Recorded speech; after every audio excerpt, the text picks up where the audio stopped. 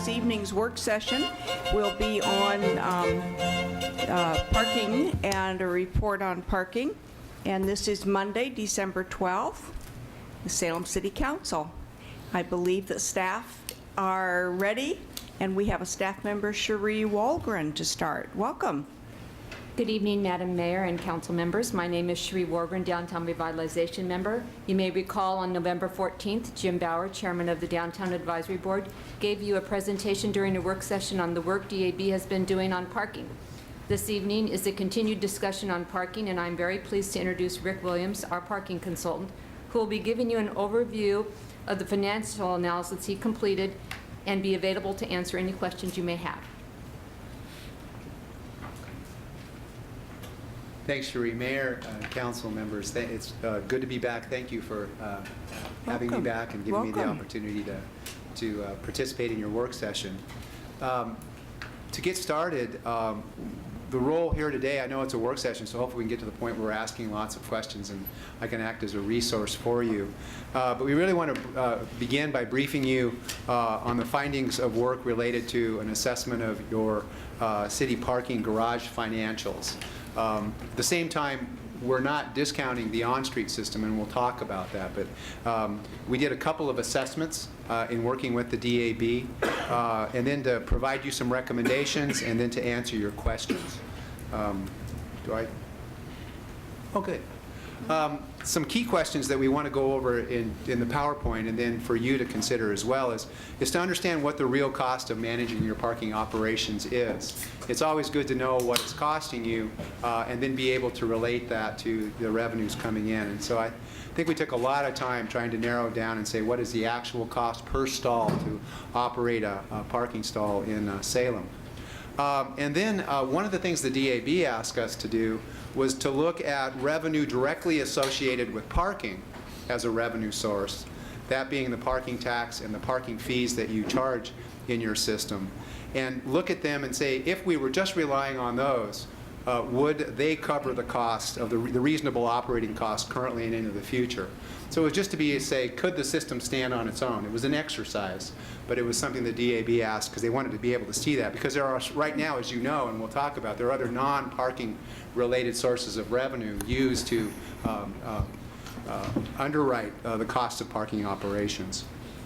Within the context of that assessment, as we look at solutions, we want to make sure that in looking at the solutions that to reaffirm that what we're trying to do is maintain a parking system that maintains a good or better standard. In other words, we don't want to move backwards, and I hope this is more of a common sense question. We don't want to move backwards and defer the operation of the garages, particularly in terms of their physical condition, as a solution. So we just wanted to reaffirm that.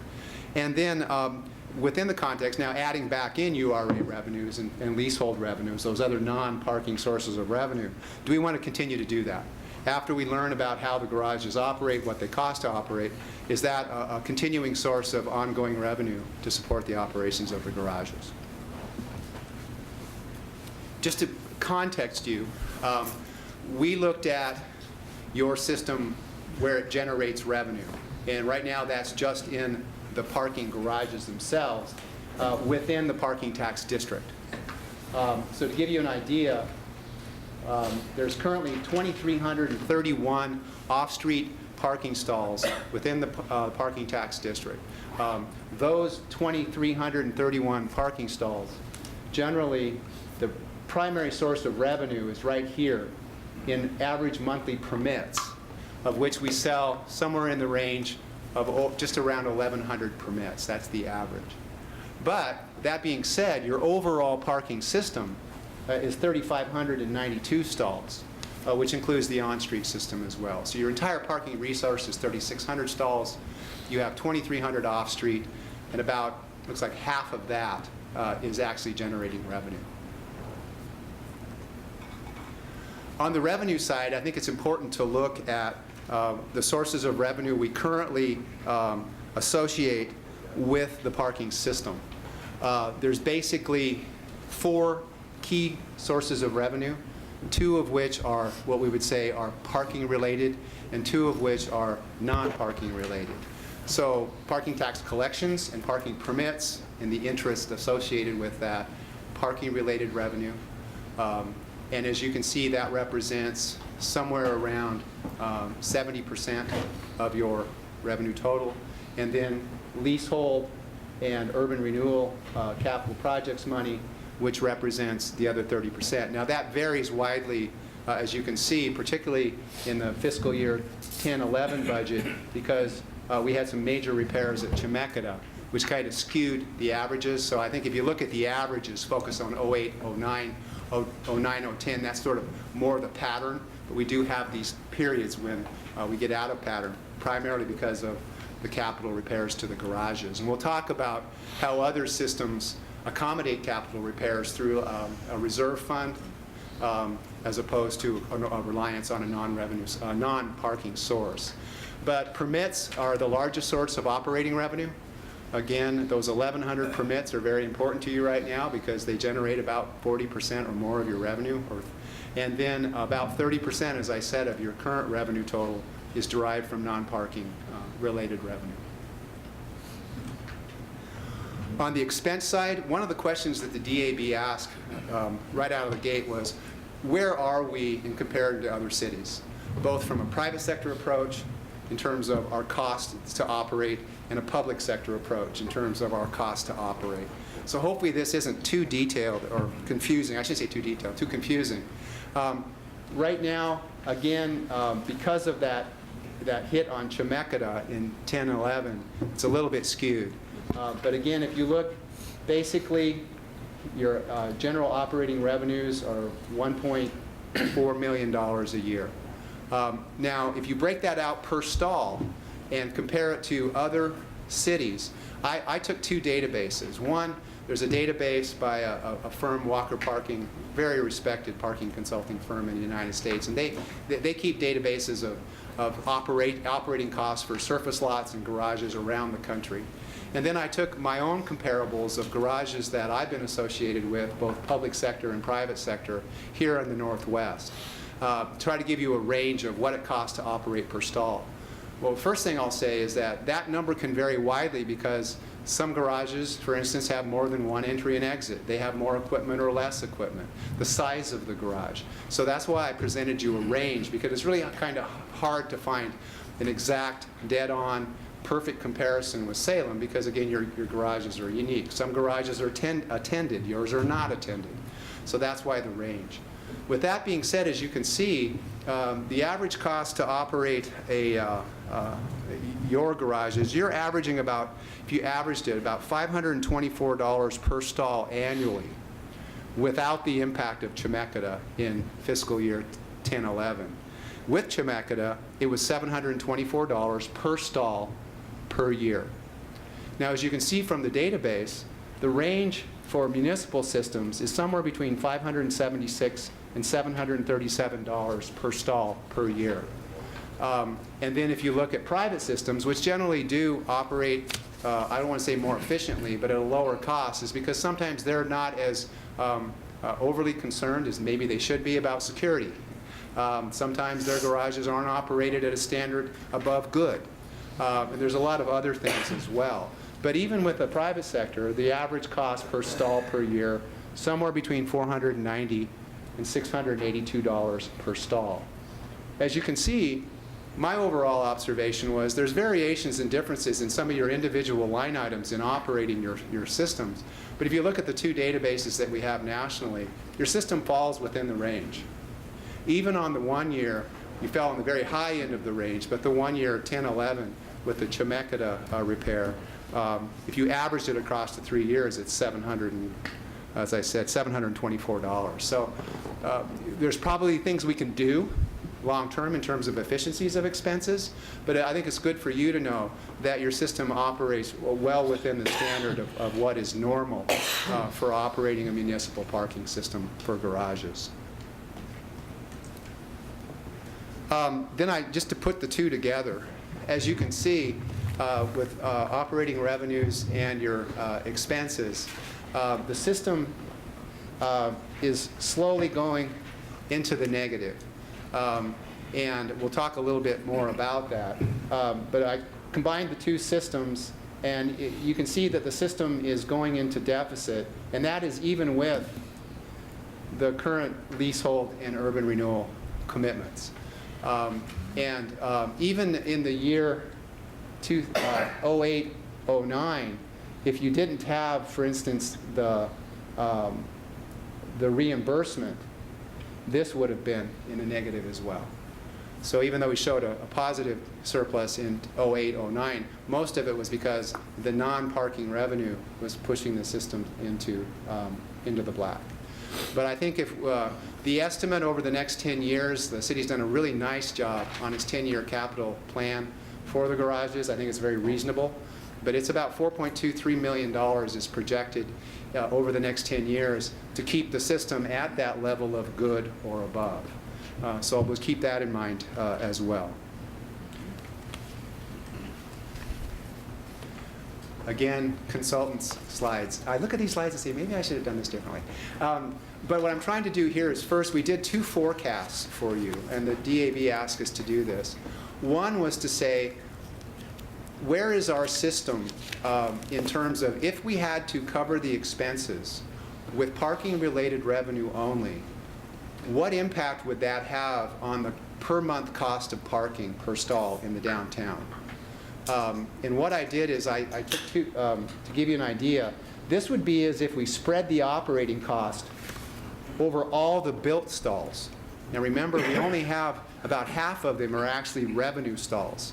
And it's the other part of the asset that we're not using as a resource, so to speak, to generate revenue. So the first one was, if it was only parking-related revenue, we weren't relying on leasehold or urban renewal, what would we have to add to the cost of parking if we spread it across the entire system to balance a 10-year forecast? We annualized a 10-year expense to give you a budget.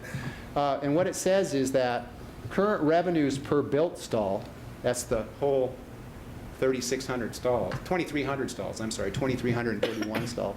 We do about $39 per stall per month. But our expense per built stall is actually $60.66 a month. So now if we rely only on the passes that we sell, if we had to put all of that burden of parking only onto the current permits that we sell, we would have a gap of, it would cost us $127 per stall per permit sold to operate the system on $82 in revenue for a gap of $44.90. So if you were to annualize your budget for 10 years and say, what would our monthly revenue have to be to break even on the system on our annualized 10-year, you'd have to take the existing cost of a pass. I think Sarah told me it's the average is They're between $20 and $70.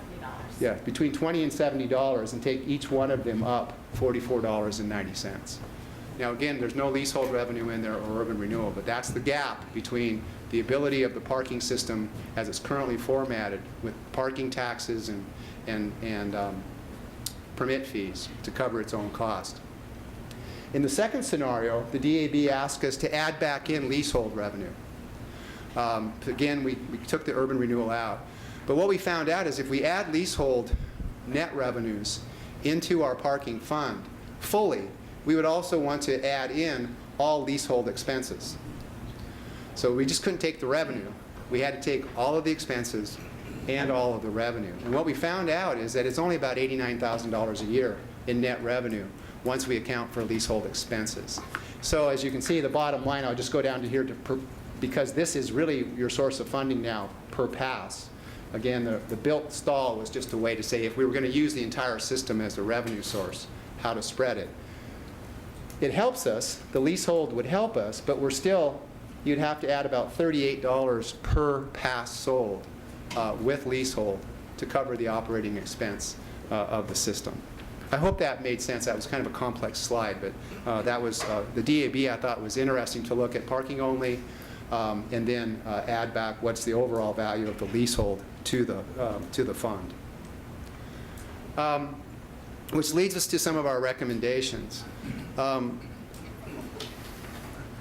I think before I get to the recommendations, I want to just a quick little summary here. Is first, as you can see, the parking operations are currently greatly subsidized by the urban renewal and the leasehold reimbursements. Under the current system, the burden of parking is really, if you look at parking, the burden of parking right now is on the permits and on the parking tax.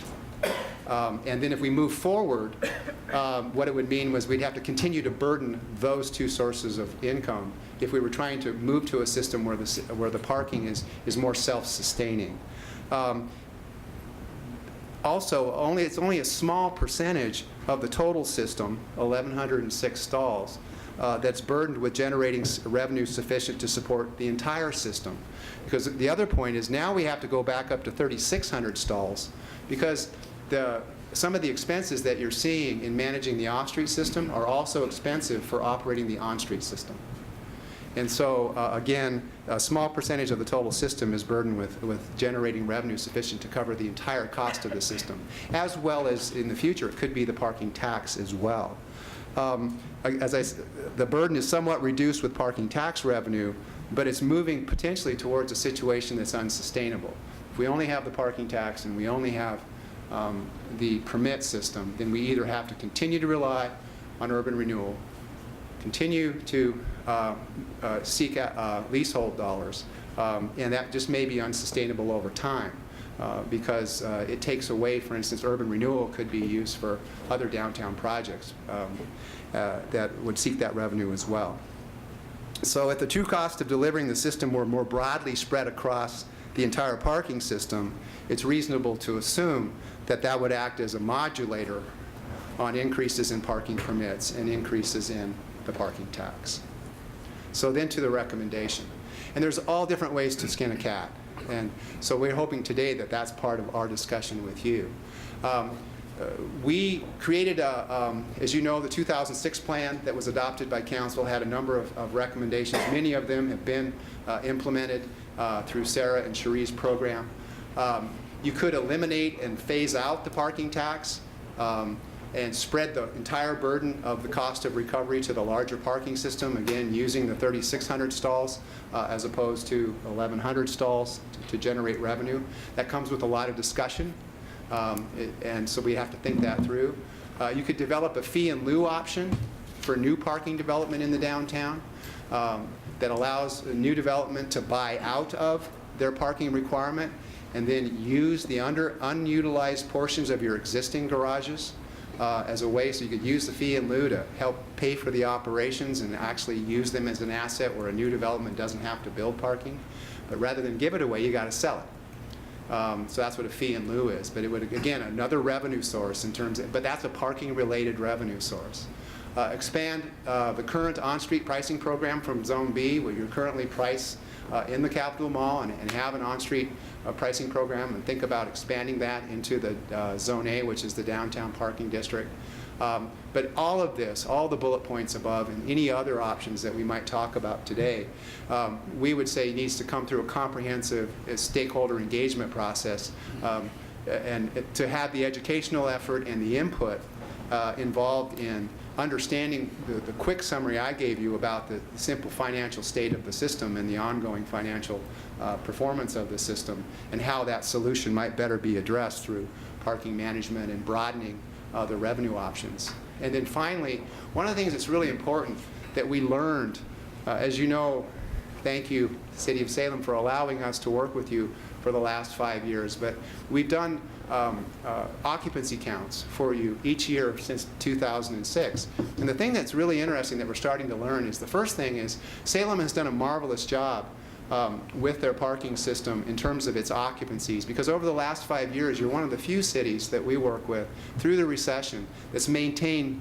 a stable occupancy base. And what's interesting about that is a lot of cities are going down in terms of, and what we did this year is we calculated it on vehicle hours parked. So it wasn't just occupancies, it was how long and how many hours are people using the downtown. And what's interesting, though, is in 2006 when we started, and 2011, which we just completed, it's about 16,000 hours a day. But that number hasn't changed much. What's changed is the distribution of the 16,000 hours between the on and the off-street system. It tends to vary every year. But the point is, the good news is, you haven't gone down. And many cities would love to be in that position. But what we're finding is that what needs to be added to the parking discussion going into the future is that parking itself can't be relied upon to generate new trips to the downtown. Parking isn't what drives the trip. It's marketing, it's communications, it's event, it's programming.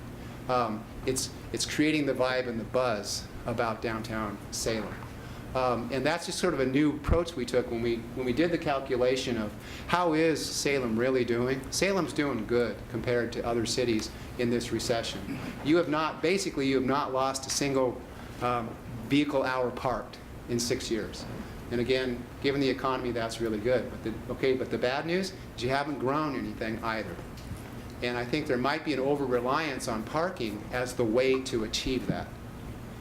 And again, so that's another recommendation we would ask you to consider, is as we move forward to a solution to the financial format of how we manage parking, we also need to think about now, how do we begin to leverage the opportunity we have, because as you know, there's also available supply out there. How do we leverage that? And the way to do that is not through parking, but through leveraging the parking through other forms of communication and outreach and planning. So with that, I think we can get into the questions.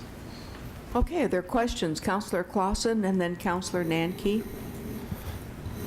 Thank you, Rick. I think this is my first time hearing you speak since I just started in January. So I've been learning a bunch about this stuff. It sounds like I'm pretty loud now. Go ahead. That's perfect. That's good. I'm glad to see our mics are turned up a little bit. We've been struggling with it being too quiet. So I have a couple of questions. Yeah, one of them being on the recommendations. I didn't see an increase in parking tax. It seems to me that what I hear about a lot is it's great to have free parking because people can come down and just park and not have to worry about payment, and it is an incentive to come downtown. But it seems like the trade-off is the businesses need to pay for it, or somehow it's got to be paid for. And so the trade-off to date has been increasing, or would be the tax. So do we have an idea of how much that increase to the parking tax would be to cover our costs? And probably hand in hand with that would be, do we have a 10-year forecast, budget forecast, that takes into account that $4.23 million? And We have a budget forecast that takes into the consideration the $4.23 million. It's in one of the tech memos, hopefully, that you've got. Okay. And what we did is we tried to annualize it. So rather than try to load it all up front or defer it, we took the $4.23 million, divided it by 10, and programmed that in every year. And then the normal cost of operation with inflation over 10 years is also in it. So we do have that budget. Okay. The direct answer to your question, though, in terms of what would the hit on the parking tax be if we were to spread some of this gap, we don't have that, but we could probably easily do it if we knew the number of businesses paying the tax and then taking all or portions of this and allocated it. We could probably give you a pretty good sense. okay. So the answer is we could get that for you. That would be easy to do. Okay. Follow up. One of the things that you said that I thought was really important would be sort of the philosophical position of one of the reasons behind the tax, I think, is that if we pay the tax, it keeps our customer parking free, or at least a perception of that. Mm-hmm. And so the question is, to continue that, would you then agree to increases in the permit fees and increases in the tax? Or, I like to use the term modulate, is there a way to modulate, get rid of the parking tax and use the entire system, or modulate sort of a three-legged stool and say, do we start to spread the burden to the users, all users? Again, philosophical questions that need a real strategic look. Right. But those are kind of the options out there. But as we said, if we continue to rely upon the parking tax and the permit fees, Yeah. and less of a reliance on urban renewal, because one, it could be used for other projects, and two, long term, it sunsets. Right. Where are we going to start to move? Right. It seems to me, I think there's a lot of logic to no reliance on the urban renewal, because that's not a long-term source of funds Right, for us. eventually And it it's goes kind away. of a squishy source of funds for this, because in sense, it's a tax, you know, because the city's not getting it, so we're paying for it. So it's just coming out of other pockets. And I don't know, it's an interesting question, that's for sure, because I agree with you. The converse to the property tax, or the parking tax, would be fee at all, you know? I mean, that would be Right. the exact opposite, it seems like. Right. So- So it really is, there's no, like I said, there's no perfect answer. But we do know that urban renewal will eventually go away. We do know there's urban renewal may want to be used for other improvement projects. Right. And it's not a long-term sustainable source of funding. But then it's the burden. It's how do we define burden and how do we share it? Again, the perception of the parking tax has been, to date, we've been able to handle the burden because the tax is here and we have the other sources of non-parking funds, and we've been able to preserve free parking for a long time, which has been good for Salem. Councillor Nanki is next, and then Councillor Clem. Thank you, Madam Mayor. Thanks, Rick. Couple of quick questions on the recommendations. The on-street pricing program is the same as metered parking? Yes, it'd be the same thing that's right in Zone B. Okay, just Yeah. for people, Yes. it's like, what's the on-street Yeah, pricing metered program? parking. Basically moving metered parking into downtown. Yeah, as an option. Right.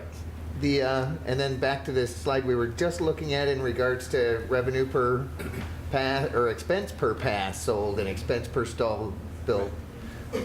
Have you drilled down into those numbers to look at what those expenses actually are and how they function compared to other jurisdictions? Yes. And are we innovative and electronic potential savvy to where we could drive that expense number down and close the gap? That's a great question. So the first answer to your question is yes. And we have more detail in each of these expense line items. So as you can see, we have total capital improvements, total regular maintenance, you know, the overall maintenance of the parking district, security, admin, contracted services. We have breakouts of all those. So the first answer to your question is yes, we could go through those with a fine-tooth comb and look for savings. And absolutely, yes, that is always a first place that you start.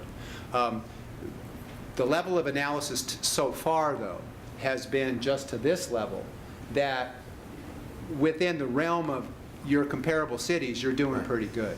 So we know what the expenses are. We could probably go into them with a finer tooth comb. But our first one was, are we spending too much on our system that other systems wouldn't spend? And the answer to that is no, you're pretty much within the range. Yeah, just looking at some things, I mean, Yeah, but absolutely. timing your enforcement efforts to maximize Absolutely. return versus, Expenses you are know, always an expense. And option. Absolutely. If we beat that one Well, I well don't know enough, if I don't know if we beat it well enough. I mean, but we've looked at it, and we can look at it further. And I think that's one of the recommendations. You got to look at both sides of, Yeah. of the equation. I don't know, though, when you look at the long-term forecast, if you would get something out of it, but would you be able to still say, okay, are we still relying really on our two basic sources of revenue, permit fees and the parking tax? My gut feeling now is that this would still be an issue on the table. I think we would still have a long-term inability to cover the overall costs. sure, and I mean, if you want to get people into the parking garages, one of the best ways to do that is meter your on-street parking to utilize your system. So Yes, sir. there's still free parking downtown, just not everywhere downtown. So that's kind of one of those pieces you have to Right. weigh as we look as well. Right. Or alternatives to that, and then that goes back to at least the two primary income sources right now, and is there, you know, another one that would offset that? Correct. Councillor Clem and then Councillor Bennett. Thank you, Madam Mayor. I've had some emails with staff about charges and how expenses are calculated. And I'm not sure that's germane to really what your presentation is. So I'll look maybe for answers to those questions later from staff. But Rick, in terms of a parking system, are there national standards for if we have parking garages where at $10 million they should have this kind of return as an asset, and or they should have this kind of a vacancy? I understand we're doing well compared to cities who are losing. This question is more to what should our parking system be in terms of how much revenue should this dollar value or this many garages return. And your hints are very good. What we got now isn't going to be sustainable over the long term. We'll really borrow from urban renewal or general fund. It just isn't going to last forever. So I'm really sort of looking at the 30,000 foot level. What should our parking system look like in terms of dollar revenues and vacancy? Right. That's a tough question, but let me give it a shot. Usually, most municipal parking systems, and even more so in the private sector, is the policy would be that our parking system should be sustainable, financially sustainable, through parking revenue. That's the goal that you set. Now, and then there are transitional periods where you can have non-sources of parking revenue, et cetera, to get them going. But private sector, public sector is garages should be financially self-sustainable. That's your goal. Another sort of industry standard is generally you use an entire asset to create revenue value. And so, you know, when you look at that right now, for good or for bad, and it's worked to this point until we did this analysis, you're not using the entire asset to generate revenue. You're using about 1,100 stalls of a 3,600 stall system to generate revenue. So, you know, another policy goal would be within the context of supporting downtown business. I mean, we don't want to lose sight of that. And supporting high access of customers and visitors to Salem and providing sufficient parking for employees, that the system would be self-sustainable and that we would use the entire asset to generate value. And so again, that 36,000 foot level, that might be missing in your system. And it doesn't mean that you can't use other non-parking sources of revenue, but then you would be managing your system to that goal. And the strategic plan would say, we're going to ramp down or either more quickly or less quickly to the point where the parking is self-sustainable. Now, in terms of what it should generate as an asset, that's a little bit harder because your market is different than other markets. We know that right now, Sarah's done a really good job of, I think the last time I talked to you, you had a waiting list for parking. And we actually raised the rates a bit, but Sarah began to sell more of a performance-based system where we didn't just say we can only sell so many passes at a certain garage, we're going to use occupancy. Well, we don't have waiting lists anymore. So the good news is we think your market might be right about where it's at. So you're making about $20 to $70 per stall per month. That might be your market right now. We could play with it a bit. But what it says is that that's your market for the commuter-based parking. And we want to assure that we're continuing to let that float up as necessary. We don't know what your market for the rest of your system is. Okay. We've never tested it. I just had two more, hopefully quick. If our permit operations revenue isn't keeping up with our expenses, and that's some of the emails I've had with staff, then it sort of makes sense that we either increase the permits, which doesn't make sense if you want to sell more, or we essentially look at the expenses. But do any cities, do any models really look at the fact that if the permits are, to me it's miserable, 1,100 out of 3,500 spots. I mean, that's not good. So miserable or not good, choose the term. But how do we get those spots filled without increasing the price of the permits to equal the expenses? Well, I'll go with, I'm sorry, Councilor Nancy. Clausen made a good point. One, I think from the point of view of the market that we've seen out there so far, again, we used to have waiting lists, now we don't.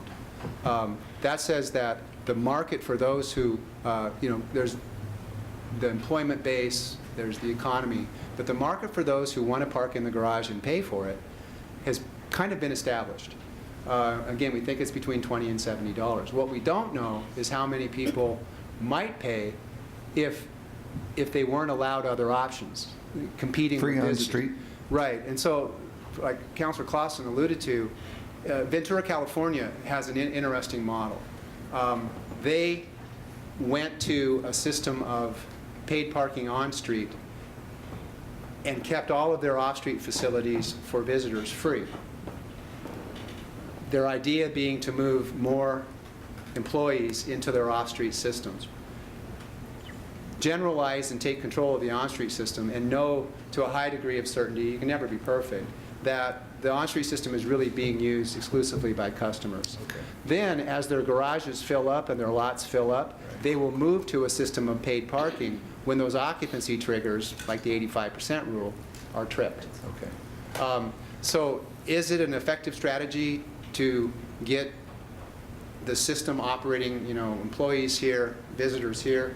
Yes, a very effective strategy is to price your on-street system, keep the off-street system as the most attractive option financially, and then begin to calibrate its rate upward as demand dictates. So on and off street have this almost inverse effect on each other. They're very integrated. I mean, the most effective, we talk a lot about integrated systems. I'm working with Tacoma right now on integrating their system. They have a wonderful on-street system, they have a wonderful off-street system, and the two don't communicate. What if we They're under separate decided divisions. to keep the parking tax as we've, sounds like our stool needs 3 legs to rely upon: urban renewal, parking tax, permit or meter revenues. If in fact the parking tax, at least for right now, were still required, what would be the effect, or have you seen any cities that where businesses pay a parking tax, their employees get free parking in their garages? None that I'm aware Seen of. that? There could be out there, but not that I personally have experienced. I'm not saying there are not. There's lots of systems that have free off-street parking for employees, but it's generally very suburban.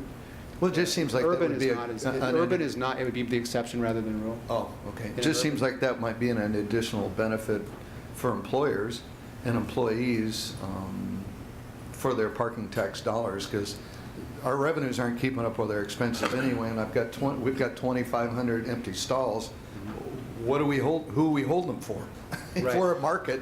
Well, I think that's, if I can diverge a little bit, it kind of goes to that one right there. I think part of your surplus right now is the economy.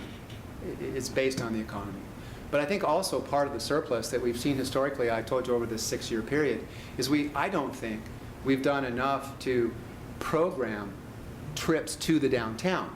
Because again, you can build all the parking you want and it will sit empty. It's how do you leverage people into it? How do we create new trips downtown? Just having a parking system doesn't generate trips. And so I think it's a combination of everything you said. And another way we're going to fill the system is to bring, particularly visitors, new trips downtown. I think the employee part will tend to fix itself. First, we need to take control of the on-street system and the off-street system and say, where do we want people to park? We want to get the right person into the right stall. But I think as the economy comes back, particularly because we don't have waiting lists now, is we need job growth. So if we get new jobs to the downtown, that part may begin to fix itself. We just need to start calibrating our rates in a manner that doesn't distract them, but puts them into the garages. The visitor trips, that's something we can solve now, is begin to try to generate new trips into the town, and what's reasonable, as first counselor's point, of how do we define burden and what's the appropriate way to spread it. Okay. Counselor Bennett? Thank you, Madam Mayor. I want to thank you for the report. It was really interesting. I particularly appreciated your comments about any changes requiring stakeholder involvement to really get anywhere, and look forward to those discussions. Is your recommendations, this one kind of intrigued me, this recommendation, coupled with your comments about alternative uses for urban renewal funds other than taking care of parking structures, capital needs at parking structures. This doesn't involve, reading what your recommendations look like, the needs for downtown. These are soft items. These aren't capital items. This recommendation here? Yeah. Yes, this is definitely a soft item. This is a, Well, how does URA pay for soft items? well, this wouldn't be URA. Oh, I'm saying that we need to develop a strategy along with the overall parking strategy So one, we need a parking strategy that says, how are we going to fund our system? We also need a corollary new strategy, is how do we create a programmatic approach to trip generation? So New- that would come out of the parking tax and meters? It or- may or may not. It may be, Well, I guess the problem I have is linking, and I just, Yeah. that you have suggested that there are other uses for urban renewal funds than the capital needs of our parking structures. Right. And then this is what you showed us, and this isn't available for urban renewal. So I kind of hear what you're saying. Yeah, I heard a link, and I guess I misunderstood it. I guess one of the challenges for us will be finding an alternative use for urban renewal funds in the downtown area that has a greater bang for the buck in terms of capital need than maintenance of parking garages, because that's certainly why they were built as part of the urban renewal system, was to provide parking. So do you see what I'm saying? I'm not sure. I think you've got a real cost-benefit analysis problem when you start looking at parking for downtown businesses, and then some alternative that's going to improve downtown through capital investment that has a bigger bang for the buck Right, than and parking. generally, those ideas would relate to infrastructure improvements or other capital project improvements that would bring more jobs to the downtown, Parking, which would then result in more people parking and increase the parking revenue. It's how do we, as we do the water projects and street projects and improvements that we've done along Broadway, it brings a lot more people and more jobs downtown. So they're interrelated, but they're different uses for the money. I guess, just sort of, and I don't mean to be No. disrespectful in any way, but building more water lines doesn't make people drink more water, and I worry a little bit that parking has always been seen, free parking downtown, as an integral part of the downtown's economic success, and I think to leave that requires a great deal of advanced planning to determine that's the right direction. That's all. That's right. And I think this, as Jim Bauer explained when he did his presentation, is really the start of the thinking about that. We know we have a system right now that's not sustainable, and in the short term, not just in the long term. Well- And so how we balance our revenue with our costs, and then how we get more people downtown. So I wasn't suggesting that the water lines are to have more people drinking water, but we know when we look strategically of how the downtown is likely to grow over the next 10 years or next 15 years, we know we need some additional infrastructure that will facilitate that growth. And sometimes that's street or water lines, that sort of thing, not for drinking water necessarily, but for development opportunities. Madam Manager, I guess the thing that I think needs to be done is, I know I'm talking with Mr. Bauer about the future development of downtown. One of our best infrastructure assets is the parking garage, the Marion Street parking garage, with its hundreds of available parking spots for the development north of Union Street. So parking continues to be such an integral part of our downtown, our current downtown urban renewal plan, I would submit to you, as well as future development. It is such a fundamental piece of the infrastructure that I would just want to, as we talk about this, I wouldn't want to toss off the idea that parking isn't one of the absolutely fundamental, as opposed to just to bulb outs or sidewalks, that it's all part of the same piece. So I just worry a little about that. The other question I had was a response, I think, to Councilor Nanke. Would we still have free parking downtown then? Are you saying our parking garages are free while people are paying metered at or would we put meters in the garages on the street so that we would try to collect money from sort of tax parkers, people parking downtown in every available parking slot? That's one option to explore, the more traditional form of support for an urban parking system is on-street, off-street paid systems. So However- gate one and... On-street meters, and you don't even need gates anymore. You can go to pay stations, which is Yeah. probably more cost-effective because you don't need the attendants. Yeah. But that being said, there's a very strategic transition that you might have to go through, which I think what Councilor Clem was referring to is, do you kind of wipe the slate clean and take a look at it and say, the best way to drive occupancy in our off-street facilities is first to start with the on-street system, because it's a more tightly controlled system. It's 2-hour parking. You charge for that and drive the longer-term parking and the employee into the garages, and then move towards what's a more traditional system where it's all of your asset is contributing to the operation of the system. That's one option. How long can you keep free parking? I think another question we might ask ourselves is, of course, our ideal is free parking. But the question would be, to maintain that ideal, under the current format, we either have to put the burden continually on the parking permit and the business, which is an option we could explore. I think the question about what would the impact to the parking tax be.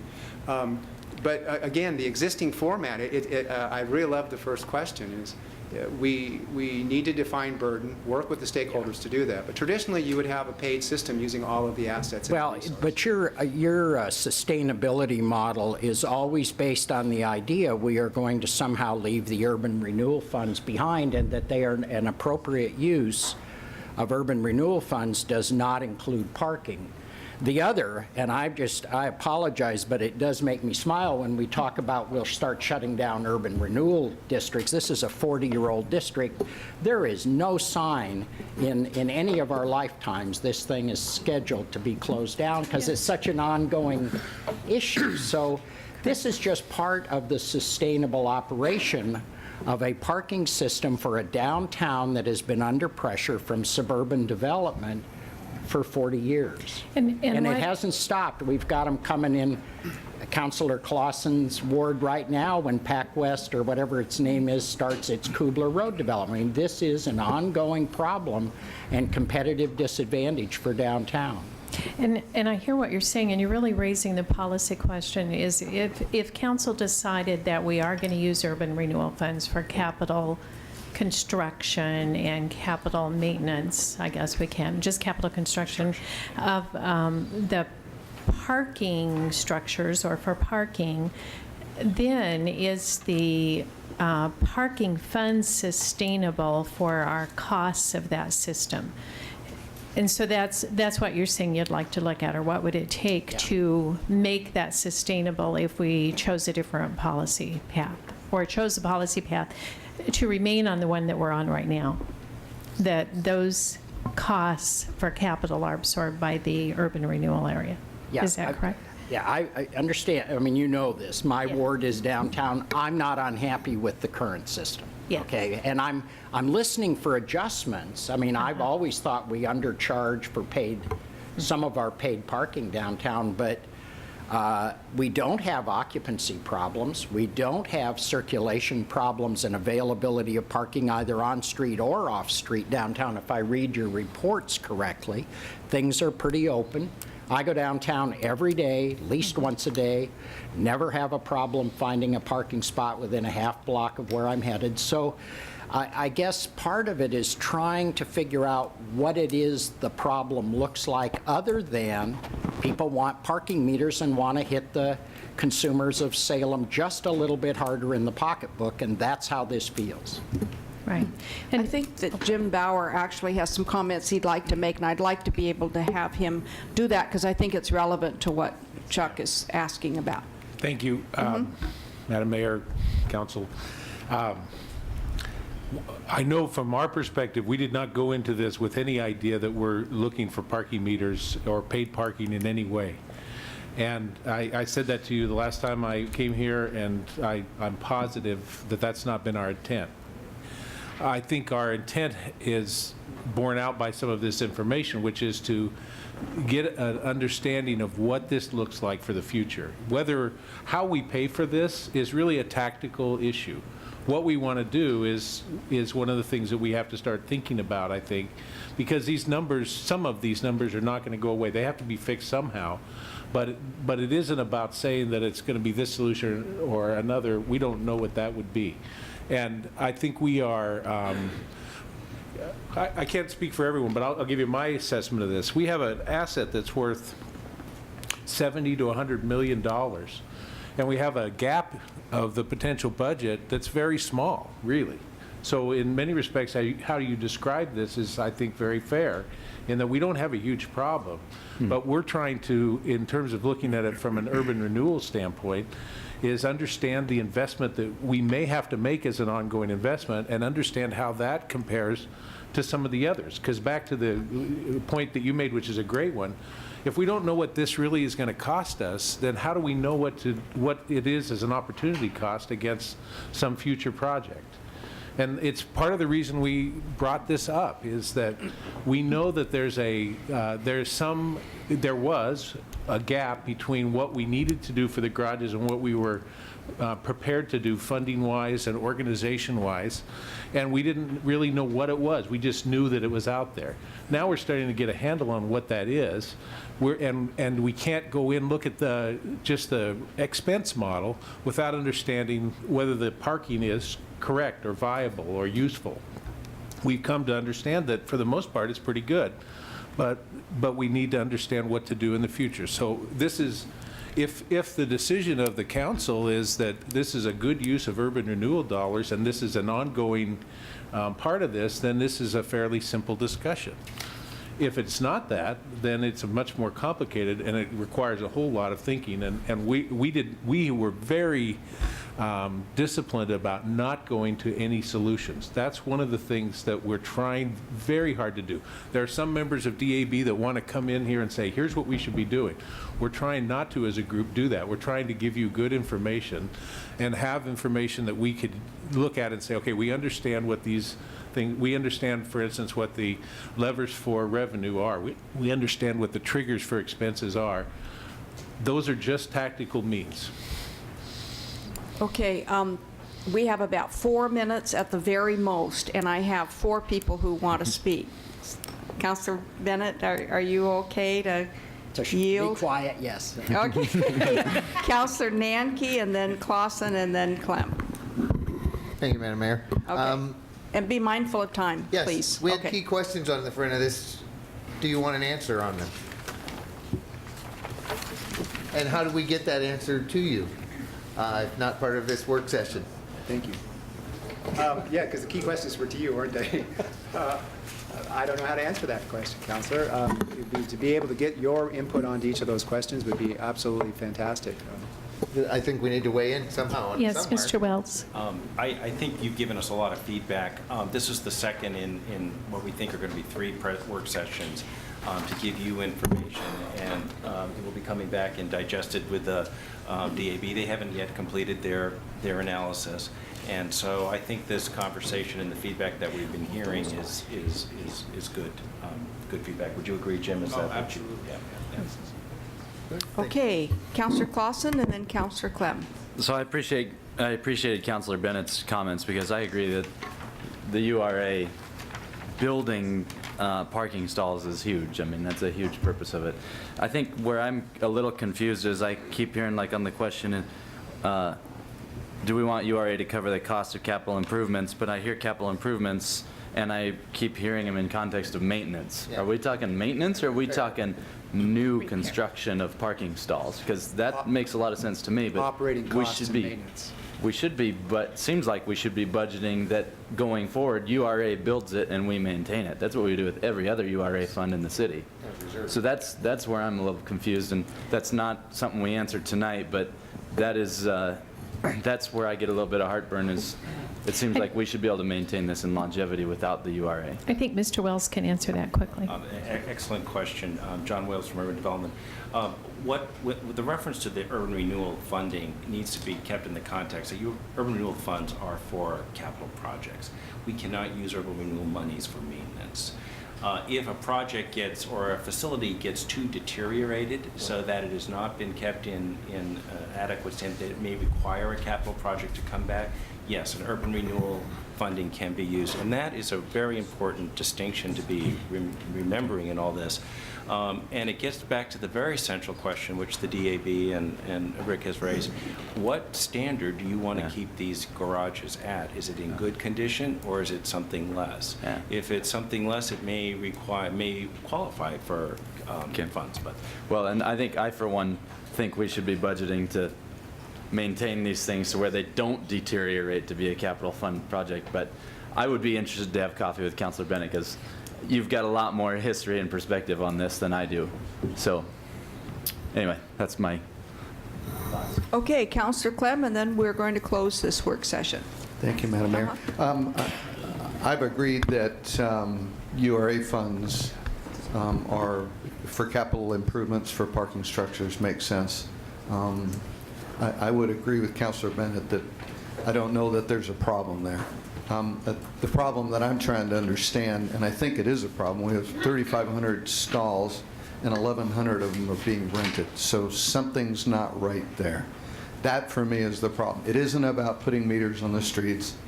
And I understand that there's these countervailing balances, but, so I don't think, I think URA is an appropriate expenditure of capital projects. I have for 9 years.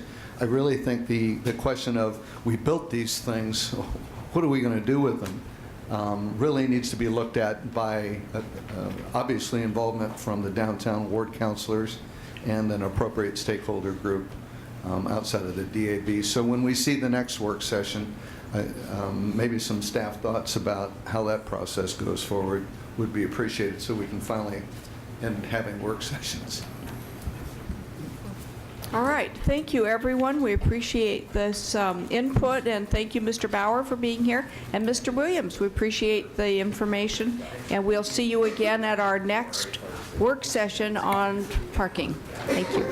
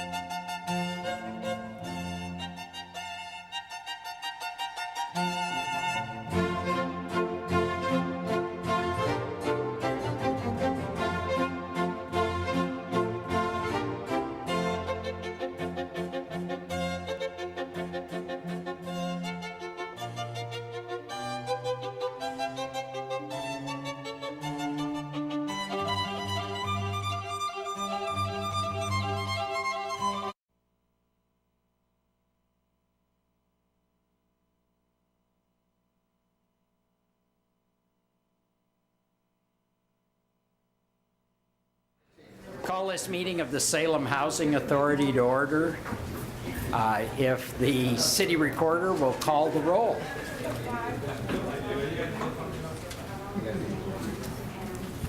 Board Member Tesler? Present. Board Member Nanki? Here. Board Member Clausen? Here. Board Member Dickey? Here. Board Member Thomas? Here. Board Member Cannon? Here. Board Member Clem? Here. And Chair Bennett. Here. Will you join me in the Pledge of Allegiance? I pledge allegiance to the flag of the United States of America and to the republic for which it stands, one nation, under God, indivisible, with liberty and justice for all.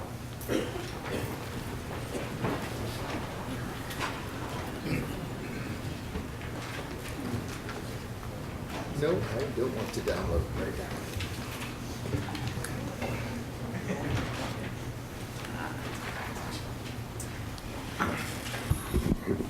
Okay.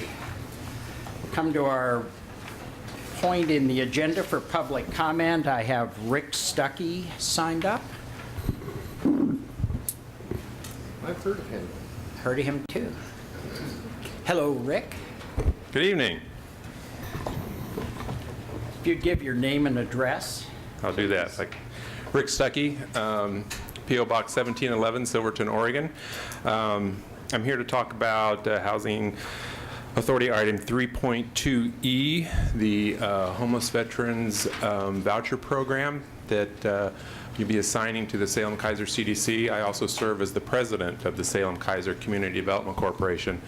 And I just down here just to say we're very excited about this program. It's going to be able to house 13 homeless veterans in properties that we own, and we pride ourselves on providing good quality housing as well as some services for folks that need them. So we're excited to work with the Housing Authority and the agencies that will be working with the homeless veterans to hopefully get them some stability in their lives and moving into a positive direction so that they get back on their feet. So just wanted to say thanks for putting your faith in us, and we'll do a great job, I think. Rick, could I just clarify, it's 3.2C you were speaking to? A, okay. I'm sorry, I A. couldn't hear if it was E. I can't read my handwriting. A, Sorry. okay. Great. Any questions? Yeah, cool, thanks. Thank you. Councilor Nanki, could you give us a motion on the consent agenda? I would move approval of the consent calendar. Second. Second by Dickey. Councilor Clausen? I'd like to pull A. I just have a quick question for Andy, who is not here. I can call him tomorrow. Never mind. Okay. It's not something that needs to be done on the floor. If you want to ask your question. Okay, I could just ask the question if that's okay, Chair. The question is just that we had the Salem Kaiser Community Development Corporation sign up for A. Why did we not have more respondents sign up for that? Is it just a real specialized thing, or is it a PR thing that we can get out there for more people to be interested in these types of programs? We did get one response. I've got Bill Dean here from the Housing Authority that actually ran that RFP process. I don't know exactly what the response was. It was low. It was one. But I'll have Phil speak to that. Well, I'm Phil Dean. I'm the Housing Services Supervisor for the voucher program. Basically, it's twofold. One is getting people interested in the program with homeless, disabled people, whether that's veterans or other people. I think the response was, let's wait and see what happens this first time around. And then if we get more vouchers, they may go with those. The thing about project-based vouchers is that the assistance is tied to the unit. Okay. And it's not where they just go anywhere like the regular voucher. Okay, thank you. Thank you very much. Is there any more discussion on consent? All those in favor of the consent agenda, say aye. Aye. Aye. All opposed? Okay, consent agenda passes. We have no special orders of business, no unfinished business, no new business. Without objection, we're adjourned.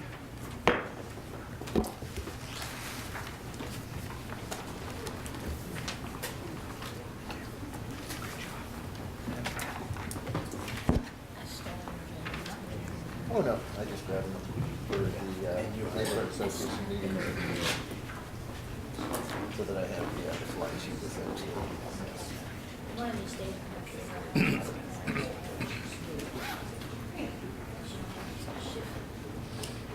Or were you thinking more of it? Yeah.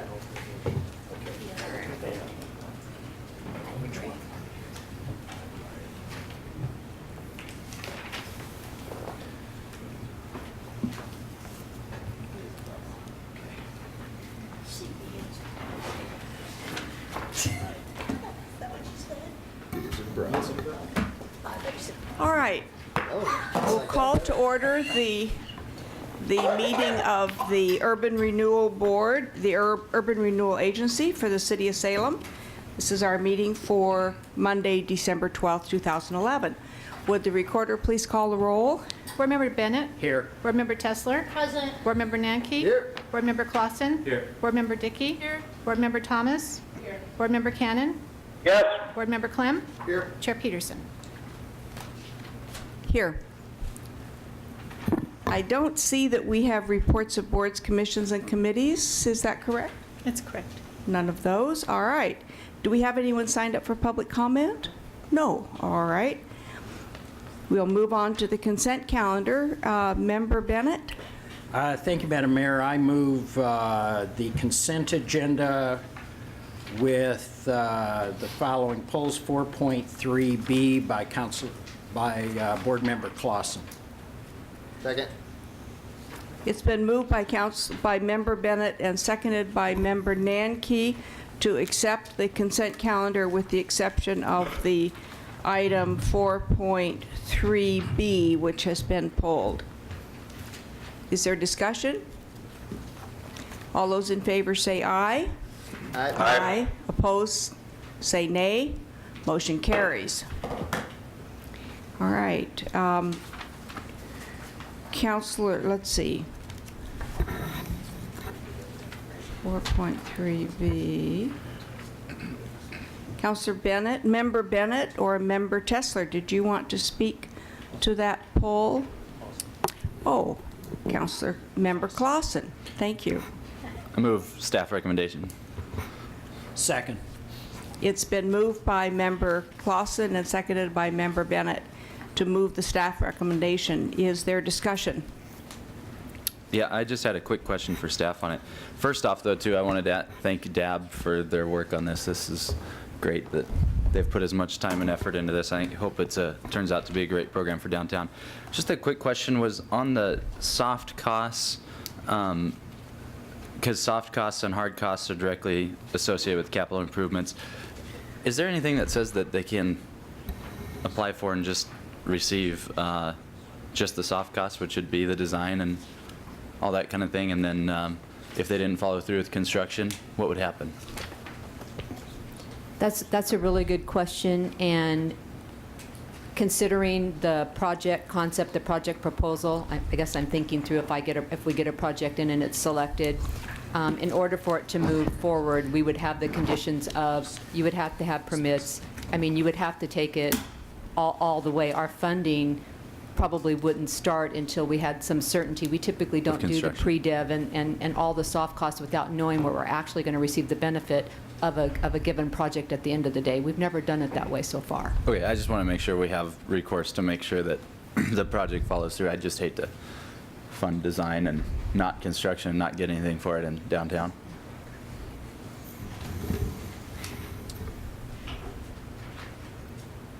Member Bennett.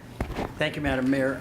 Madam Mayor, I'd like to, I think, make a substitute motion on this. I appreciated the discussion from Councilor Clausen. It reminded me that I would move that we return this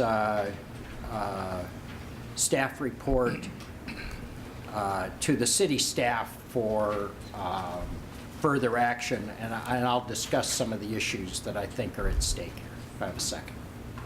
All right. Is there a second? It's been moved by Member Bennett and seconded by Member Clausen. All those in favor say aye. Who wants discussion? Oh, you want to discuss? Sorry. Unless everybody wants to vote with me on this. All right. I'm sorry. You don't have to spend a lot of time with me here. There is discussion. Okay. Member Bennett. Yeah, there is that side. Yeah, I would like to have the staff take another look at a couple of areas, particularly if you look at your staff report under the description of the demonstration grant program criteria. I think there is a fairly substantial revision needed on requirement number 3. I think that we've had a fairly, the mayor and I had a fairly lengthy discussion with staff today about this, and I think there are some improvements that can be made there. We took a look at the evaluation of criteria, that 100 points, and I'd be glad to take you through some ideas. I think it'd be better to let staff take a look at this than you hear my ideas, but there was, in our discussion, some real concern that these numbers are not quite right in terms of describing these demonstration grant programs in terms of outcomes. And I'll just take you to the last page. where you have ability to of project to create new jobs or recruit new businesses only gets 5 points, which we think is far off the mark. I think the mayor and I'll let you speak for yourself, but I think in our discussion, we really felt like the numbers are just off, and then you get some higher numbers in areas that look to us to be, I think, sort of high. You get a higher number, you get a higher rating for a correct project timeline over the number of jobs created. I mean, these are the kinds of things we think need to be reviewed again, and asked if staff would be willing to take this back and improve on it, and we had a real positive reaction on that. So I'd ask you to support the motion, send this back to staff. Thank you. Is there further discussion? Councillor Clem, and then Councillor Clausen. Yes, thank you, Madam Mayor. I agree that, those scoring numbers look a little, Inky? well, 5 points for creation of jobs. I think that's, your point's well made, Councilor Bennett, and I want to support your motion. I want to make sure I understand the scope of your motion, though, and that is that the other recommendations made by DAB in the properties, any property located in the downtown core, are those at issue here, or is it the scoring criteria? Well, thank you. I think also we would like to have you take a look at a new map for this. Right now, the map that you have seen for the potential demonstration block programs is an area smaller than the downtown urban renewal area. And we would like you to see a map that shows the entire urban renewal area for possible inclusion in this program. You'll then have two maps. If you don't like that, you can go back to the one that's in this particular proposal. But the feeling was that we're leaving out some parts of downtown that really need an opportunity for this kind, potentially, for this kind of demonstration block program. It confined it to too small an area. The other is, I mentioned requirement number 3, which really takes us into kind of public contracting RFP process. And we're asking staff to take another look at that kind of process and see if there is a different way to describe that more involves the city council in this. This is going to be a really important program, we think, in terms of giving us some data, some examples, some before and after looks at different uses of these grant funds and their impact on business activity in the downtown, which is really the focus of this program. So that's kind of the thinking. Is that fair, Mayor? That's exactly right. You've expressed it very well. We talked about a variety of issues today, and I also think that the map certainly needs to be enlarged from the area that's shown in attachment A. Maybe not the entire district, but that's something that could be worked out when we come back. But we thought that we should at least start with the entire downtown riverfront URA and then go from there. Would it Councilor still Clem? Thank you, Madam Mayor. Would it still include profit and non-for-profit businesses being eligible applicants? At this point, yes, yes, it would. This staff report changes that, and that is not something we. Although there's still, I think there still is room for discussion, but at this point, what you would see, I think, coming back would include nonprofits. If you'll recall, we said no nonprofits in our previous iteration of this, and I think in discussion with folks from the agency staff as well as from the Downtown Advisory Board, we may have gone one step further than would result in a successful program downtown. So that needed to be tempered, and I think it's tempered in this staff report. And there was no discussion of a substantial change in that. Sure, I would support the motion if it's still allowed for both profit and nonprofit applicants. All right, thank you. Mayor, City I Manager, think yes. John Wells would like to make a Oh, comment. thank you. Yes, Mr. Wells? Thank you, Mayor. I just want to make sure, for clarity, I understand it sounds like there's three basic areas. One is to enlarge the area to the whole URA, or to a larger than just the core downtown. To look at the RFP process and look at a way that would include the council in a decision-making. Is that what I am hearing? Yes, that's right. Okay, and the third is the scoring, to reevaluate the scoring, particularly with the emphasis on the weighting that is given to job Exactly. creation. Yes. Okay. And to answer the last question about the nonprofits, that what changed was taking that an applicant didn't have to be, could be a nonprofit. The scoring is weighted so that the tax values, or the tax increment that's generated, is given a high criteria, and that's where we think we've addressed that. Fine. Okay. That's fine. I understand. Thank you. All right. Are there further questions or comments? All right, we'll move for the question. All those in favor, say aye. Aye. Aye. Opposed, say nay. Motion carries. Thank you. All right, you see an information report in your packet. We have no special orders of business or unfinished business. Has anyone signed up for any further discussion for this? All right.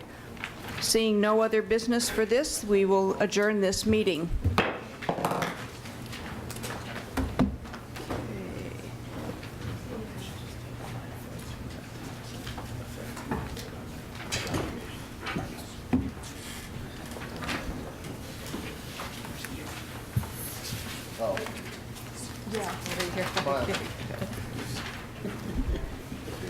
Candid camera.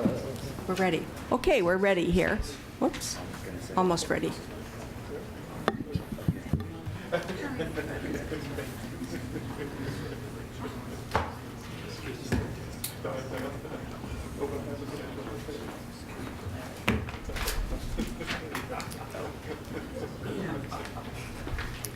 Okay, I think we're about resettled, and we'll go on to I'll call to order the meeting of the Salem City Council for December 12, 2011. Meeting is opened. Will the recorder please call the roll? Counselor Bennett? Here. Counselor Tesler? Present. Counselor Nanki? Here. Counselor Clausen? Here. Counselor Dickey? Here. Counselor Thomas? Here. Counselor Cannon? Here. Counselor Clem? Here. Mayor Peterson? Here. Thank you. We open our meetings now with a moment for council comment. Do councilors have any comments? Counselor Tesler and then Counselor Clem. Thank you, Madam Mayor. I appreciate the opportunity to make a comment. On Saturday night, I attended Salem Speaks Up. Oh, thank you. I was able to read the proclamation from you. You were missed. They did say that you expressed your regrets. Chuck also expressed his regrets because I think his in-laws were in town. So anyway, there were people, there was probably about 20 people there, which was kind of a shame because it's really an important event. But I think the fact that it was on Saturday night during the holidays, and a lot of people, there's no bus service on Saturdays. So I think a lot of people that would have been there otherwise couldn't get there. And we do have some younger people in the community that maybe can't even drive. And also, you know, disabled people and older people. And older people, some older people, don't take this wrong, if you're an older person, don't drive at night. So I would like to see more people there. There was good representation from Salem PD. Mike Goturbo was there, and there were some really interesting stories told. And it's really good to go to these things and kind of hear people speak frankly about their experiences in our community. Some of them not so good, but some good experiences too. So it always, when you come away from Salem Speaks Up, you have to remember two things. Number one, it starts with you. And number two, there's always room for improvement. And I honestly feel that we have made great strides in the past couple of years. And I'd really like to say that Marilyn Johnston, who just works tirelessly with the Human Rights Commission, is just an amazing person overall, who I love. And she just did a great job at this function. And there were other people representing other organizations, the League of Women Voters, and other organizations too that I'm sure I'm not mentioning.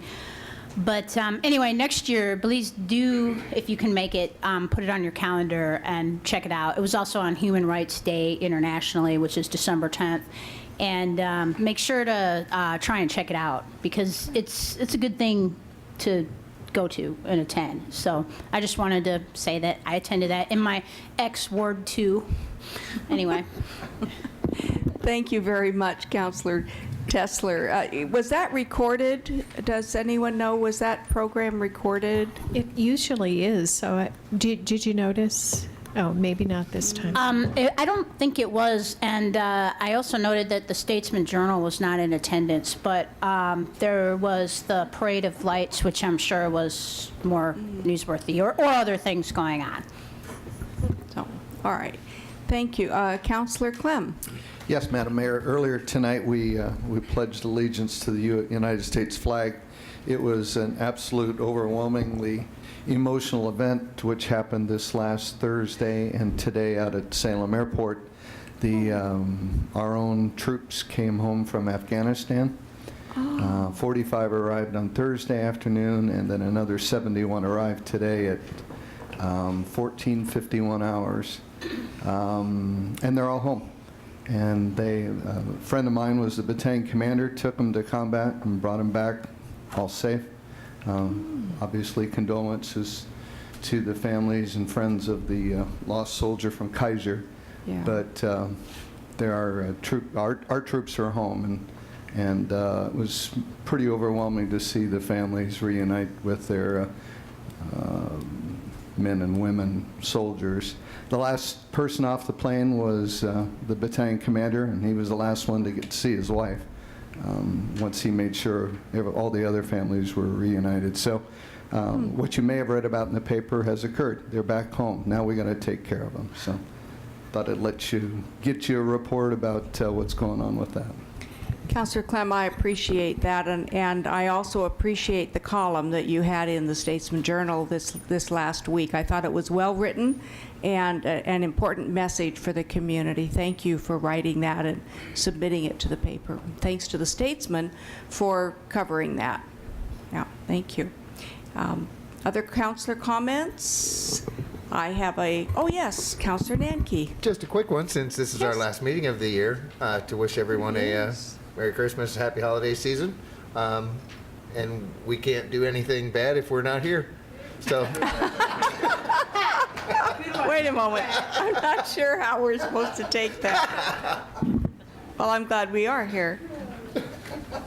My quick councilor comment has to do with, and I brought an audio-visual here. This is, I had the pleasure of attending the Artists in Action event, which was Paint the Town Red, or Paint Something Red. Something Red was the name. Wonderful competition among artists. There were about 110 pieces submitted, and I was able to be one of the jurors to select a piece and provide a mayor's award, which actually was quite a thrill because the rooms were packed with artists, and the vibrance and the energy that they bring to the community is so important. I wanted to tell you that those 110 pieces are now spread throughout the downtown area, and this flyer is also available on the counter at in our offices, and they have a website as well for Artists in Action. And you can go around to the various businesses in the downtown area and visit the businesses and visit the art. And believe me, it'll be an interesting and enjoyable experience if you take time to do that. All right. I think we're going to proceed now with our meeting, and the first thing are reports from boards or commissions. And I understand the Salem Social Service Advisory Board presentation for Northwest Human Services Host Program is our featured speaker, and they have 3 minutes, and I believe there they are.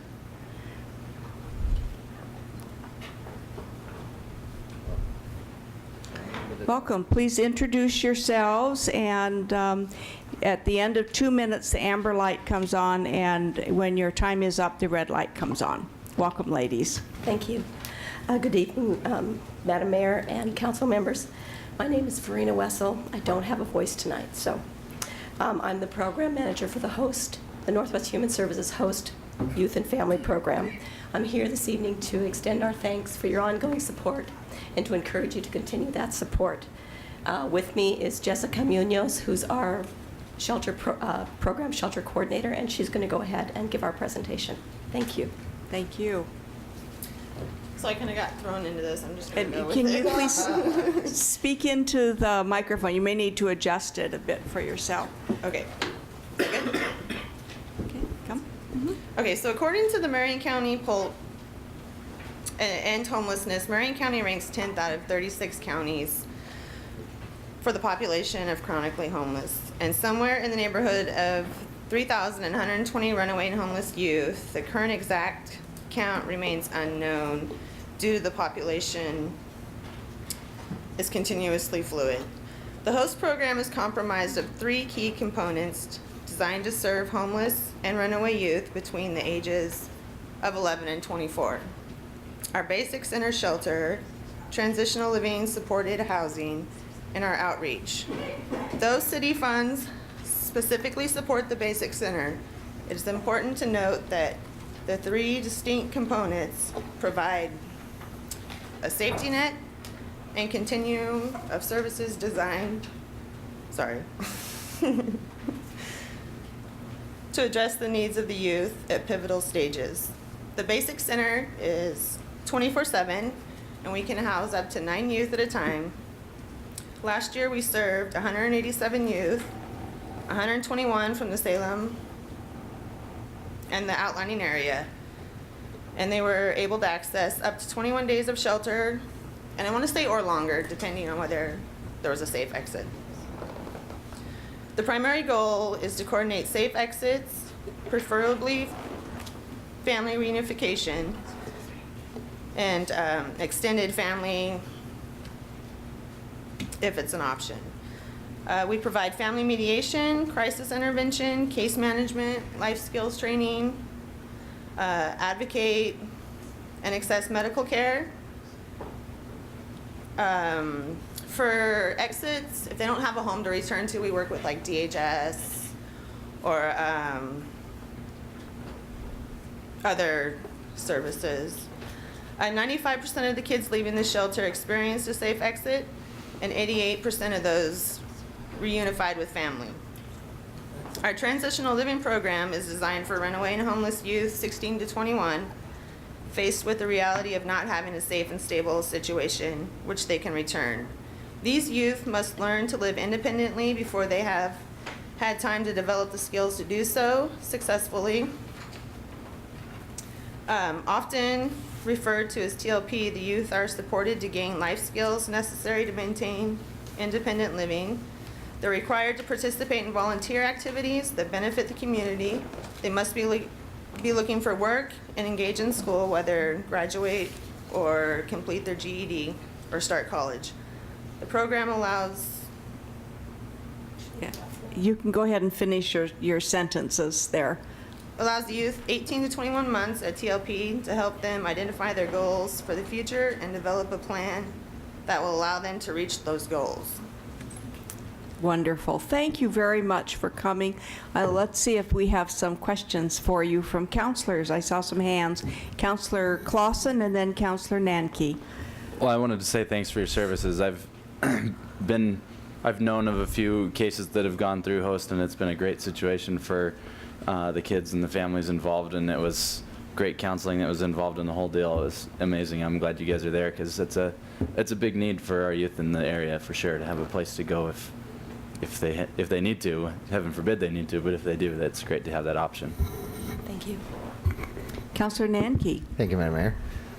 Quick question, 88% is a great number for reunification. What's the number if someone were to have no place to go to? Is there a number actually out there on people who may get back with their families? We don't really, that's a hard one to track because a lot of times the families are in distress. So if we can intervene early, we can really avoid a family crisis. But what we're trying to do is really support the entire family unit, the nuclear family in addition to the extended family. So we're trying to change the dynamics through mediation, through skills that the youth take with them after leaving the shelter, and then ongoing counseling and mediation for both the youth and the family. So I don't think we have a real exact number, but it's probably, I don't know, what would you say? Jessica's been with the program for over 8 years, and I'm fairly new, about 5 months. Or just But if there were no program, kind of, if there's a number just out there nationally on the percentage that may actually get back with their family or bolt and just be on the streets for the rest of their life? The only thing we can really comment to is we didn't get to talk about our street outreach program, but we house anywhere up to 3 kids in our emergency shelter, ages 11 to 24, who for whatever reason don't enter a transitional living program or because they have nowhere to go. So the challenge there is, we don't know how many homeless kids there are, and we don't know how many of them have been booted out of their homes by their family or have just the destruction of the family. We don't really know. Well, thank you for your program. Getting thumbs up on your Councillor Dickey. Thank you, Mayor. Yeah, thanks for the presentation, and thanks so much for what you provide for our community. It's very much needed. And my question actually is, do you see one of the issues with kids that are in foster care is that when they turn 18, they have nowhere to go. Do you see those individuals coming through your shelter? We do.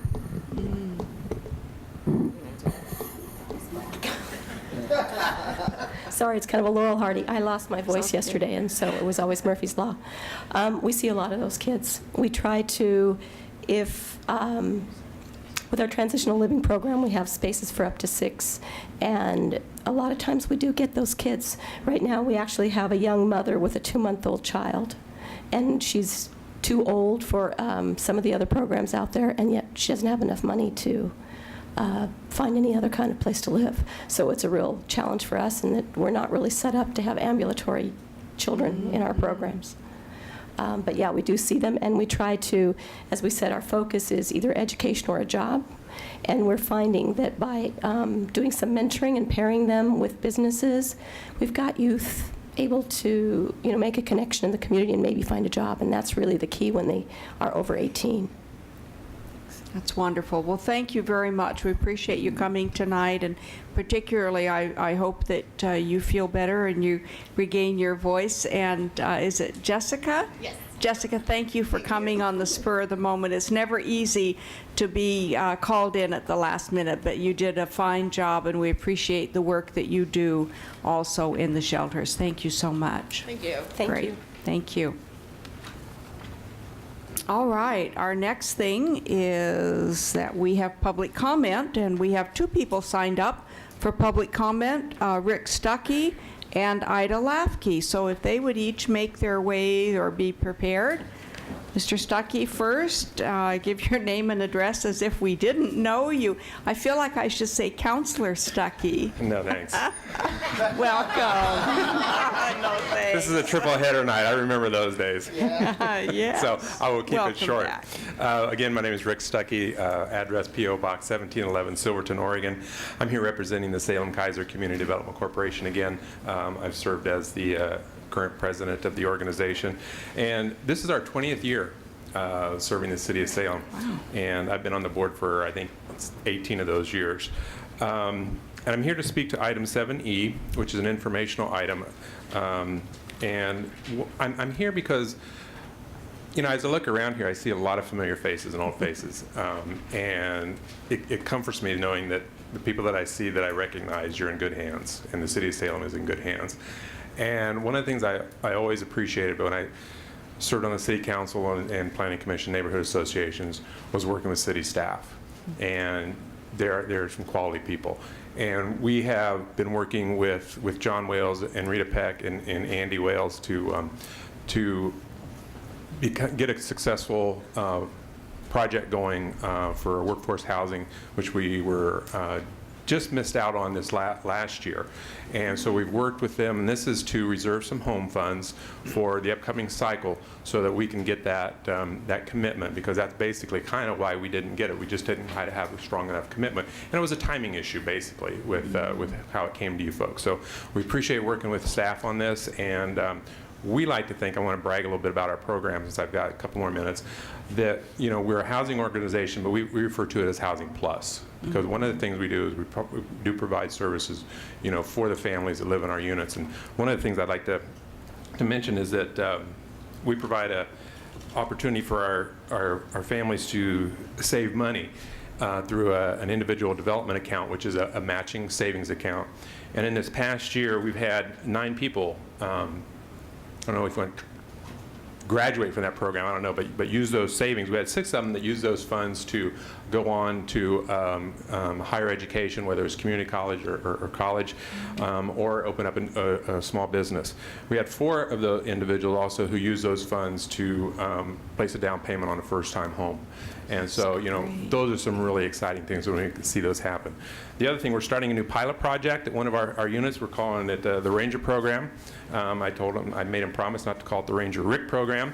But it's an incentive program for our young people in our process there, that if you're seen doing something good, let us know. And as you accumulate some points, we're going to create a store where they can get some rewards and purchase some things from that. So we're going to pilot that in one of our projects and see how that goes. And if it's successful, we'll expand it into other programs too. So again, I just wanted to say it's been 20 years of the CDC working with the city. It's been a great partnership. We want to continue it, and I think we're doing some good things, and it's exciting to continue to do that for another 20 years. Okay. Thanks. I'd be glad to answer any questions if you have. Thank you so much. We really appreciate the work that you and the board are doing. Questions, I believe, Councilor Tesler. Thank you, Madam Mayor. I wish to just echo the thanks from, Mayor Peterson, because, there's so many good things that you've done over the years. I mean, it's been 20 years of high success rate. I just had 2 comments. Number one, pretty frustrating to look at this chart and see that we missed by 1 point of getting funded. City of Eugene cleaned the clock on getting all these projects, so maybe we should call them and find out what their secret is. I would really like to see us be successful, and I'm sure we will. 1 point is... So anyway, keep up the good work. And I also just wanted to kind of keep on putting a plug in that I hope that you have not given up trying to do workforce housing in downtown Salem. I know at one time we were trying and trying and trying. Yeah. So I want to just kind of encourage you 2 comments on that. So to get back in there. One in terms of the comment for Eugene. Yes, we kind of know what Eugene does, and we're working with staff to see if we can change some of the ways that we're doing things here in Salem so that we can get more funding, because as you notice, the 3 funded projects were all in Eugene. And so, as far as the downtown workforce housing, I tell people that's my one regret from leaving Salem City Council. Mm-hmm. We had so many housing projects, but we didn't do any workforce housing projects, and that's my one regret, that I left council and not having that type of housing. So if we can find a project that we can do downtown that we can do, we'd love to be a part of that. So we're keeping our eyes out and be glad to work with you on that.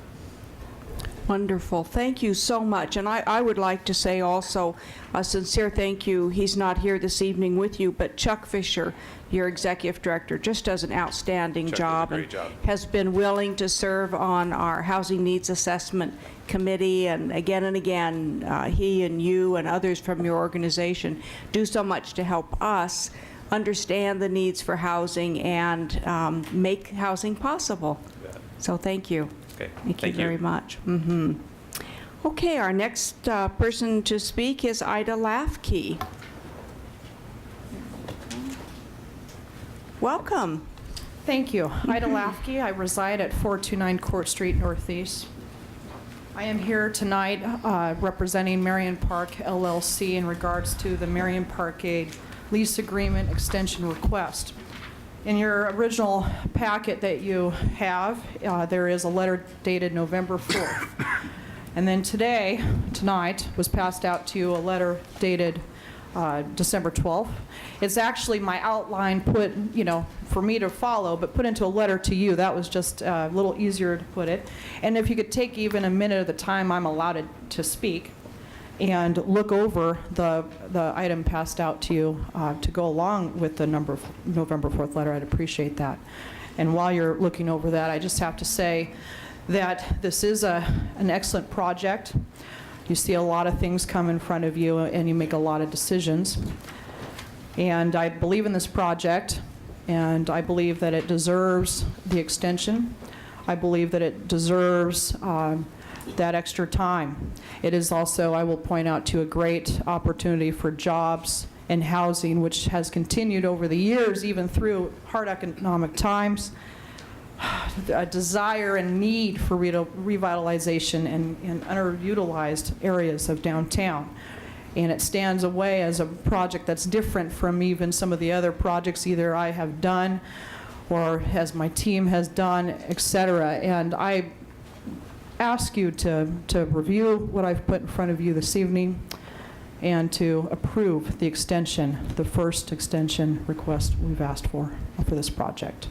And if there's any questions, as soon as you're done reviewing, please let me know. I'm here for it. Okay. Are there any questions?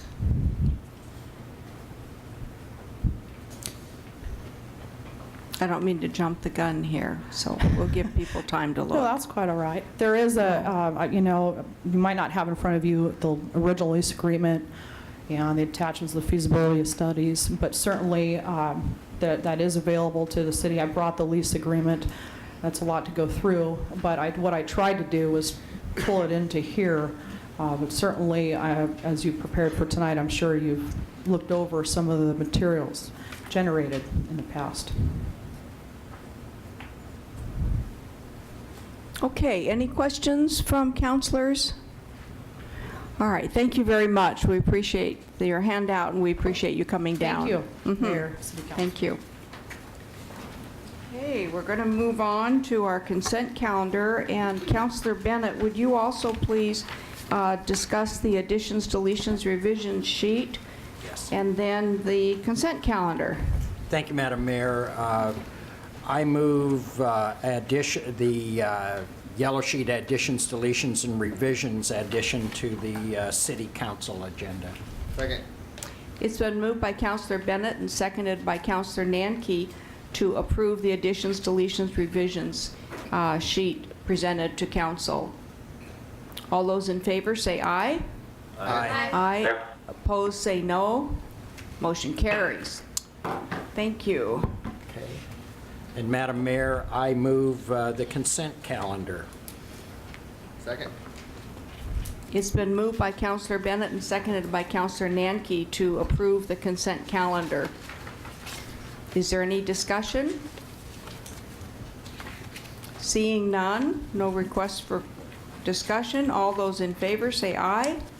Aye. Aye. Opposed say nay. Motion carries. And I should have said at the beginning of the meeting, I believe Councilor Cannon is on the phone. Is that correct? Yeah. Councilor Yes, he is. Yes, And good you evening, are. everyone. Good evening. Greetings. Good evening. Thank you. All right. Special orders of business. We have none. We have no unfinished business. Information reports are in your packet. I would like to just address the information report that you have from me, which is item 7A. So we'll just whip over to those. And attached to my memo, for your information, there's a report from our Council Rules Subcommittee, and the subcommittee met to consider changes to our rules based upon my concerns related to the amount of time that we spend at the beginning of the meetings for opening exercises, proclamations, special reports. So after discussions, consensus was reached to recommend changes to the order of business Subcommittee is also proposing some changes to the way the communications that are provided by citizens on the day of the meeting are submitted to the council for the meeting. So the objective of the changes is to expedite and enhance consideration of those matters that require the council action. So staff report will appear on our January 9th agenda for deliberation and adoption. I also want to draw your attention to the fact that in January, the subcommittee will reconvene to discuss possible new rules related to the use of electronic media by councilors during council meetings.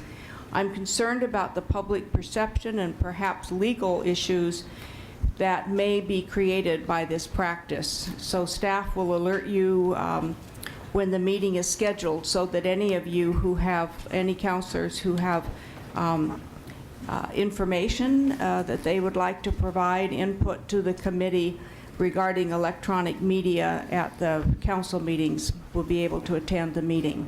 So we will take this issue up in January, and I hope bring some resolution to what have appeared to be sort of a confusing number of media uses during council meetings.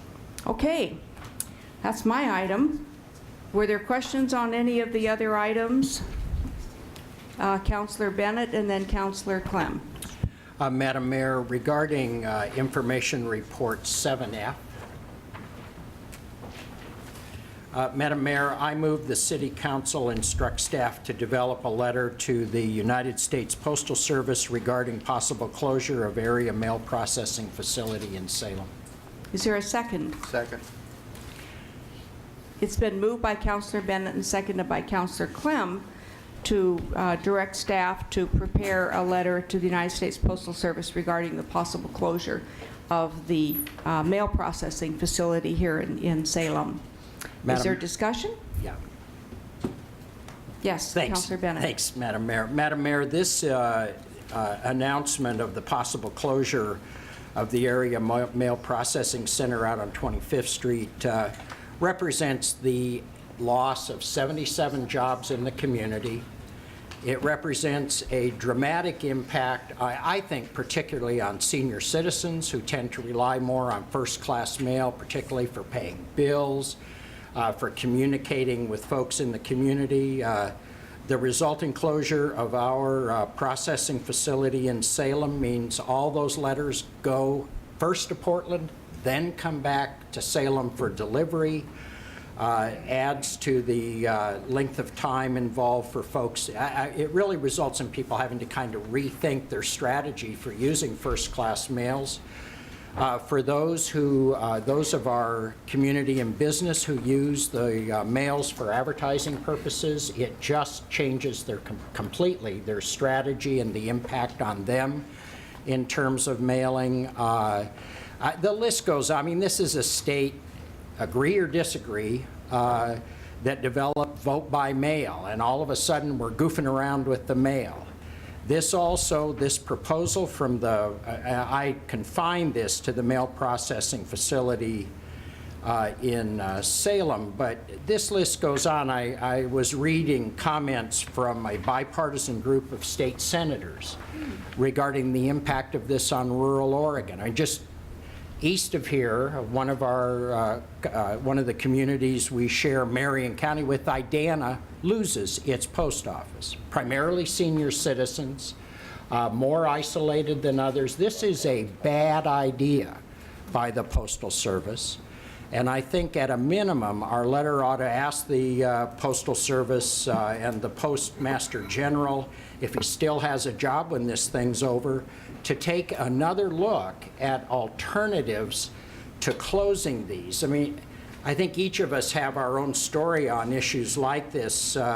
When I was growing up in Eastern Washington, Secretary of War, I think it was Secretary of War at that time, Robert McNamara, decided to close Air Force bases. And one my father was assigned to was Fairchild Air Force Base, and we were going to find a whole new place to live if they'd closed it. Fortunately, we had senators like Scoop Jackson and Warren Magnuson that stepped up Good news is we have senators like Ron Wyden and representative like Kurt Schrader that are stepping up, and Peter DeFazio stepping up on this issue. I think we ought to support them. This is really not healthy for Salem. We're a capital city. We lose our distribution center. I mean, I just think there is just one reason for this not to happen after another. So I hope we can pull something together, run it by council, and get it off to these people in a timely manner to tell them just how concerned we are about this situation. Great. Councillor Clem? Thank you, Madam Mayor. Would the maker of the motion consider and it's meant friendly, to go ahead and authorize the mayor to sign a letter on behalf of council for all the reasons that have been indicated? If time is of the essence, and so that's a question, I guess. Yeah, certainly. Yeah, I would amend the motion to council authorizing the mayor to sign a letter for all the points that have been stated, and get the letter off. Okay. All right. Councillor Clausen? You know, part of the discussion we had at Legislative Committee is that this is... I'm sorry. Sorry, go ahead. We have, Councillor Clem made a motion, and we do need a second to that motion, and then we'll be able to hear further. All right, it's moved by Councillor Clem and seconded by Councillor Bennett to amend the motion so that the mayor can sign the letter. Now, Councillor Clausen? Thank you.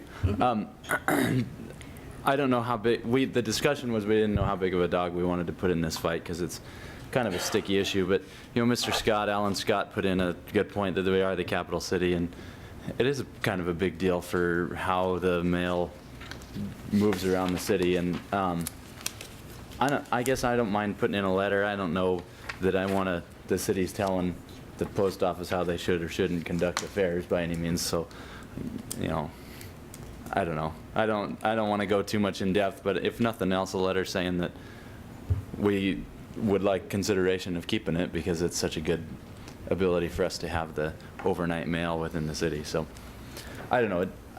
I guess maybe that comment was, Councilor Bennett mentioned, you know, asking for reconsideration of the way they're making cuts, and I don't know. What do you think? Just keeping it simple. Well, I'm pretty That's the intent. That's the intent of my motion. Yeah, for the points Councilor Bennett brings up. I have great confidence in the mayor and the staff to write a letter that I hope hits on the fact we're losing 77 family wage jobs in this ill-conceived idea. If nothing else gets in the letter, I want to talk about those 77 people being moved out of Salem and posted somewhere else. I'm really, and I'd like to talk about my senior citizen, I guess I'm a senior citizen, about my need to mail my Christmas cards on a timely basis. But I'm thinking about the folks who don't use iPads and email and stuff. So I think there's a lot to this, Councilor, and I hope the mayor will, you know, she can embellish it as far as she wants to go. I have great confidence in her to share our concern. Okay. Fine. Let's see. I think Councillor Nanke and then Councillor Clem.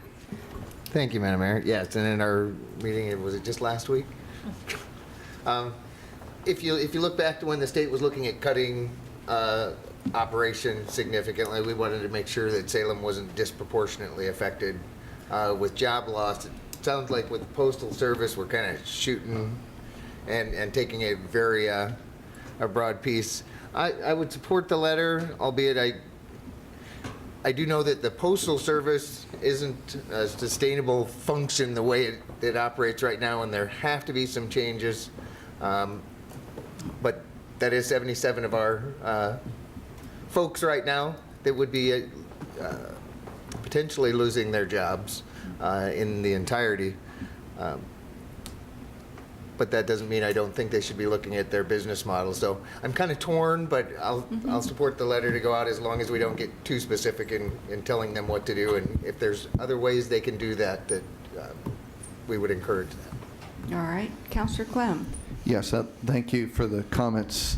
Really, we don't need to be wordsmithing it either. The mayor's heard the testimony, or at least the comments that have been made. Just as a reminder, the federal government has moved a lot of folks to taking, who are entitled to, prescriptions by mail. So all of the folks that rely on that are now going to wait a few more days before they receive them, whether they come from, I'm not sure where they come from, but I think the whole idea is not to wordsmith it. I think the mayor, staff can help the mayor can sign, and we can get this. And I think they can revamp the entire Postal Service without removing 77 family wage jobs from Salem. I think every city in America is going to be sending a letter. I wouldn't want to be off that list. Right. All right, thank you. Any further comment? Yes, Mayor, this is Councilor Cannon. I will support the motion, but I have strong reservations about how the Postal Service operates, and my comments are consistent with Councilor Nanke's comments. Thank you very much. Thank you. All right, we'll move to the question. The amendment. We'll move to the amendment.